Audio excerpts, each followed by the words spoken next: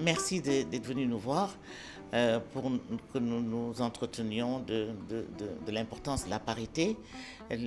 La parité dans les fonctions électives et semi-électives est un indicateur déterminant dans la recherche d'équilibre, dans la recherche de comblement des inégalités qui existent entre les hommes et les femmes. Je pense que cette loi, elle n'est pas à jeter aux orties, elle est à considérer, elle est à réétudier, à améliorer, si l'on veut gagner un peu plus de terrain dans la recherche de légitimité de la voix des femmes dans le terrain politique. Maintenant, on a fini les municipales et les départementales. Très bien, c'est une bonne chose. Elles ont créé des arguments, elles ont eu des argumentaires, on les a suivis à la télévision, on les a suivis à la radio, on les a suivis sur le terrain. Les résultats sont là.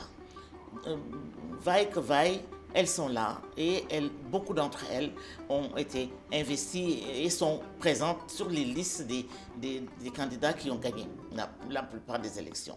Eh bien, il faut qu'on aille encore un peu plus, que les femmes, que la loi sur la parité puisse être appliquée, sous risque d'ailleurs de nullité des bureaux municipaux et des bureaux communaux, et qu'ils considèrent les femmes des bureaux paritaires, et que si dans un conseil municipal, le maire est un homme, que le premier adjoint ou la première adjointe soit une femme, et vice-versa. Je crois qu'il faut que cette logique-là prévale, et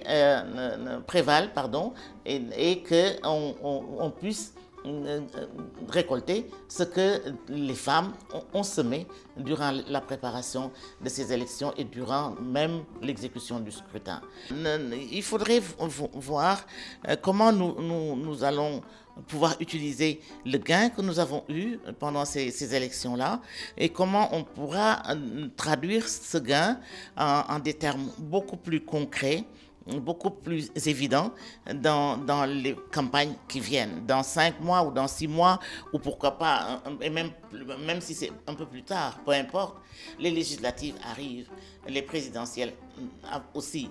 Mais pour les législatives, je lance un appel pour que cette loi sur la parité aussi puisse vivre et puisse continuer à nous donner autant de satisfaction.